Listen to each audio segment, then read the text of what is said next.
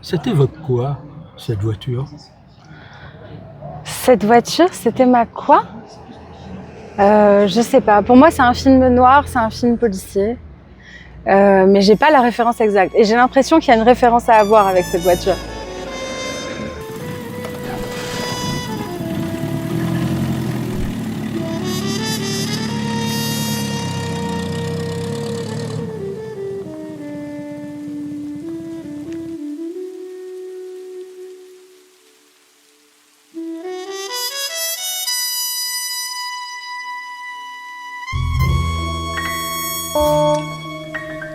J'applique toujours deux phrases, l'une de Charlie Chaplin, l'autre de Hitchcock.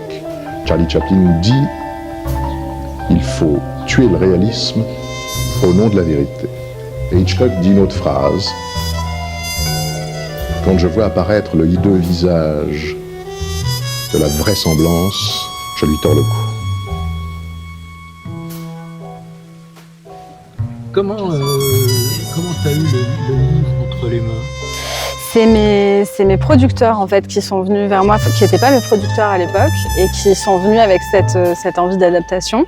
Il y avait plusieurs producteurs à ce moment-là qui voulaient adapter le livre et qui sont venus me le proposer. Et il se trouve que j'avais lu le livre quelques années avant pour moi. Et que c'était un livre qui m'avait beaucoup parlé, beaucoup touché.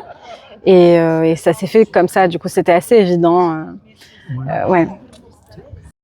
Non, en fait l'écriture a été assez rapide. J'étais moi sur un autre projet en même temps qui me prenait pas mal de temps, qui était une écriture plus longue. Et quand ils sont venus vers moi pour me proposer l'adaptation du livre, en fait ce qui a été le plus long, c'est le temps entre le moment où moi je me décide à le faire et le moment où je rencontre l'autrice, où là ça a pris quelques mois. Et ensuite, en fait, la première version a été écrite très rapidement, mais j'aime presque pas le dire parce que ça donne une impression que c'est simple d'adapter. Mais en fait, la première version a été écrite vite. Après, il y a eu du travail pendant de longs mois pour aboutir jusqu'au scénario du tournage. Mais disons que j'ai eu une rencontre avec ce texte qui était une rencontre très forte et très évidente, en fait. Et donc oui, la première version s'est écrite assez vite. Et après, il y a eu un temps assez long de financement, en fait. Ouais. Ouais, il y a eu un casting, pareil, sur le long cours. Pour le personnage de Clémence, en fait, on a d'abord cherché une comédienne française, longuement, parce que film français, production française, et que donc voilà. Et puis là, pour le coup, il n'y avait pas d'évidence. En fait, moi, je rencontrais, je sais, il y a des actrices formidables en France, c'est pas du tout la question, mais j'avais du mal à trouver qui pouvait incarner Clémence. Et donc au bout d'un moment, on a ouvert le casting à l'idée que ça pourrait être une personne, une personne belge, une personne. Et puis de fil en aiguille comme ça, on est arrivé sur le nom de Vicky. Et en fait, quand j'ai eu pensé à Vicky avec Yuna de Peretti, qui est ma directrice de casting, là, moi, c'est devenu une obsession pour moi. C'était forcément elle. Et elle nous a fait attendre de longs mois à nouveau parce qu'elle avait beaucoup de choses à lire et beaucoup de projets. Donc on a été un peu suspendus à ses lèvres pendant un moment. Et quand elle a lu le scénario, elle nous a rappelé tout de suite. Et c'était une évidence pour elle aussi de le faire. Donc on était soulagés parce que moi c'était devenu une sorte de fixette comme ça que ce serait Vicky Krieps. Ouais. Est-ce qu'il y a eu beaucoup de changements entre le livre et l'adaptation cinématographique? Alors ça, c'est une question qui est pas facile pour moi parce qu'en fait, le livre, ma version du livre, elle est tellement annotée qu'il tombe en lambeaux. Mais aujourd'hui, il existe presque plus dans ma tête. C'est-à-dire que je ne sais plus vraiment dire ce qui appartient au livre et ce qui appartient vraiment au scénario et à la création pure d'écriture. En fait, j'ai eu la chance d'avoir un lien avec l'autrice qui était un lien de grande confiance et elle s'est tenue très loin en fait de l'écriture, très très loin. Moi, je lui ai fait lire une version, une deuxième ou troisième version parce que j'avais besoin de le faire, mais elle était très tranquille en fait. Elle m'a dit tout de suite, c'est gentil, mais tu pouvais ne pas le faire. Et donc à partir de là, c'était très moi, j'étais très libre avec le texte. Ça m'a permis notamment de ramener une partie de l'histoire dans le Sud-Ouest et dans les Landes, qui est mon territoire de cinéma, qui est mon territoire d'enfance.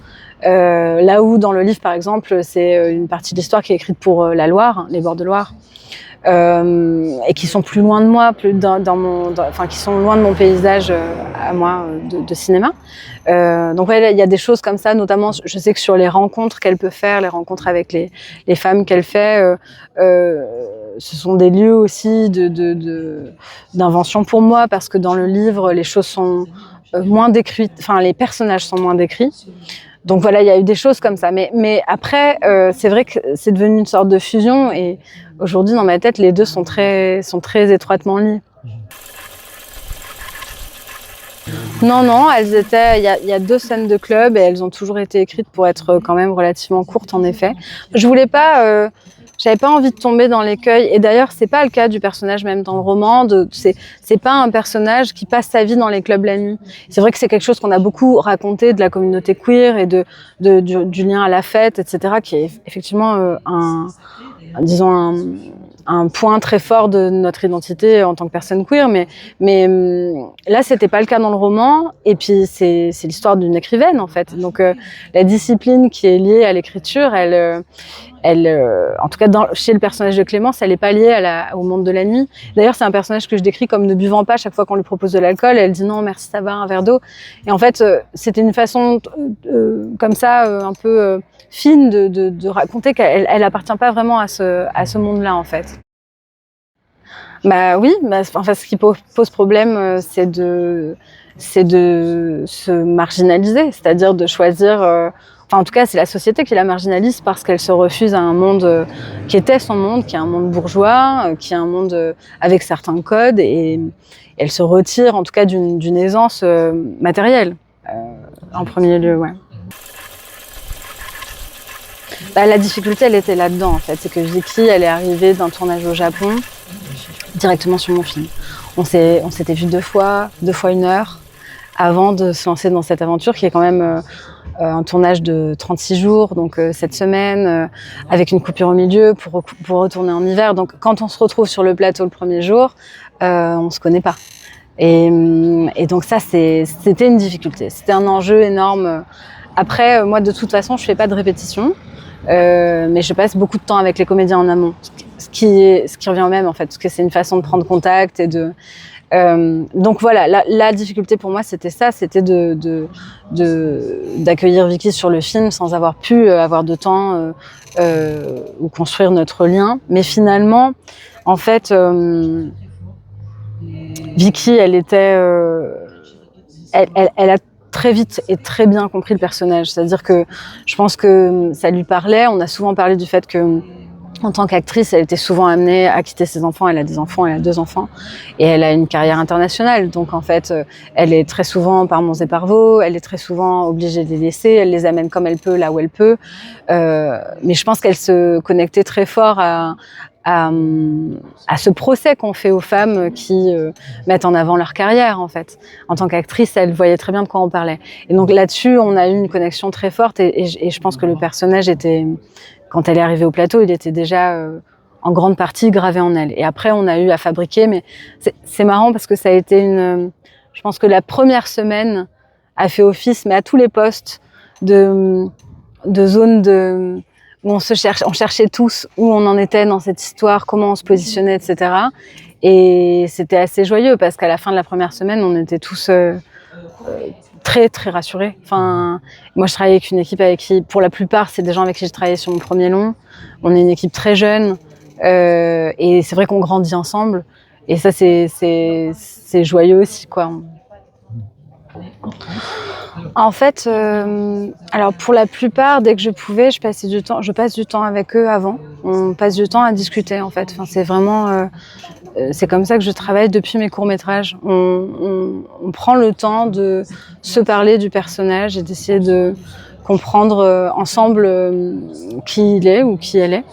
De sorte à ce que quand on est au plateau, je puisse, moi, me référer à certains moments de notre conversation pour pouvoir rediriger un comédien ou une comédienne qui irait dans un sens qui, moi, me conviendrait moins. Et après, le travail, il y a eu un énorme travail de casting, en fait, pour tous les rôles, et pour tous les rôles secondaires, qu'on appelle secondaires, mais j'ai travaillé avec Younat Peretti, qui est une directrice de casting avec qui le travail est très joyeux parce qu'en fait, on reçoit pas 12 personnes par jour. On prend vraiment du temps en séance de travail. Et en fait, le travail commence là avec les gens qu'on rencontre. Et puis, on a essayé d'avoir une réflexion. C'était important pour nous d'avoir une réflexion globale sur qui entoure Clémence et quels sont les mondes qu'elle va traverser. Parce que chaque personnage vient apporter comme ça un nouveau monde, une nouvelle... c'est très vrai, par exemple, avec le personnage de Malou, qui est Busy, qui joue une jeune femme qu'elle croise dans une salle d'attente et qui va se livrer à elle en pensant qu'elles sont les mêmes, alors que finalement, elles ont des parcours opposés. Et moi, j'aimais beaucoup cette idée de miroir, de femmes qui se confient l'une à l'autre et qu'elles écoutent. La scène finale, comment ça a été pensé? La scène finale, on la tourne la première semaine de tournage, au 3e jour. Donc on a une pression énorme parce qu'il y a des enjeux techniques, on va pas rentrer dans les détails, mais qui font que c'est compliqué, qu'on tourne dans des conditions qui sont quasiment des conditions de documentaire à ce moment-là. On peut rien bloquer, on peut pas. On est sur la route, on est sur un très gros boulevard de Belleville, donc on est tenu par tout un tas de contraintes et surtout ce qui a guidé l'écriture dès le début, c'est que je veux la lumière et je veux que ce soit une fin ensoleillée. Donc ça, au plan de travail, on a eu très peur. Voilà. Donc on savait qu'il fallait démarrer par ça parce que on tournait au début de l'automne en fait. Donc voilà.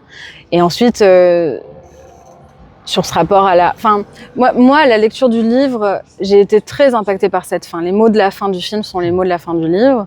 Je trouvais ça d'une part très courageux de terminer son livre comme ça, en tant que femme, en tant que mère, pouvoir utiliser les mots qu'elle utilise dans le film, qui sont des mots très forts.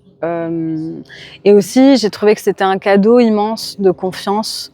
En fait, je trouve qu'il y a un pacte de confiance qui est passé entre elle et son enfant à ce moment du film. C'est pour ça que moi, je trouve que c'est une fin joyeuse quelque part. C'est pas que joyeux, hein. Je trouve que c'est un pacte de liberté avec les spectateurs. Oui, complètement. Ouais. Hein? Et d'ailleurs, tout le monde, dans mes discussions avec les spectateurs, j'ai des conversations très opposées. Chacun y voit des choses différentes. Et ça me réjouit. Ouais. Oui, parce que la fin avec la descente de Belleville, c'est l'Ouest. Hein. C'est-à-dire que c'est le renouveau. Donc voilà, c'est ça. Et donc ça, c'était la première semaine de tournage. Ouais. Et le personnage du mari qui est important parce qu'en fait, il est toujours en filigrane, est très proche du roman ou pas? Dans le roman, il est très peu décrit.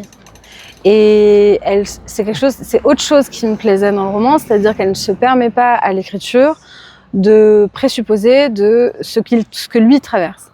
Alors, ça, c'est un exercice de l'adaptation, puisque moi, de le mettre à l'écran, d'un coup, je l'incarne, et d'un coup, je le fais exister, je lui donne un corps, je lui donne des mouvements, je lui donne une façon de parler. Je suis obligée d'inventer un peu plus, d'aller un peu plus loin dans la caractérisation du personnage. Mais ce qui était important pour moi, c'était qu'on ne le caricature pas. C'est-à-dire que même si je suis jamais moi de son côté, à la mise en scène, je voulais qu'on puisse croire en sa sincérité, quelle qu'elle soit. C'est-à-dire que pour moi, c'est névrotique ce qui se passe pour lui. Mais pour autant, il est dans une forme de sincérité. Il est dans ce que lui croit être la vérité. On n'a pas cette impression-là. Hein. On a une impression de manipulation. Je pense que c'est mélangé. Je pense qu'il est à la fois dans la manipulation, à la fois par moments il est complètement accablé. Antoine, il joue un personnage qui n'en finit pas de se voûter. Plus le film avance et plus il est comme racrapoté sur lui-même. Je trouve ça très beau comme ça le rend... Salut. Je trouve ça très beau comme ça le rend... ça le rend, vil en fait. Ça le rend... Son aigreur et sa rancœur le transforment même physiquement. Et son visage est transformé à ce moment-là. J'avais envie de travailler On a beaucoup parlé des visages des monstres ces dernières années, et notamment autour du mouvement MeToo. Je trouvais ça intéressant de travailler. Qu'est-ce que c'est un masque monstrueux? Ou un monstre ordinaire. Mais c'est, je pense, le propre du mouvement MeToo que de dire que les monstres n'existent pas, enfin, ou en tout cas qu'ils sont parmi nous.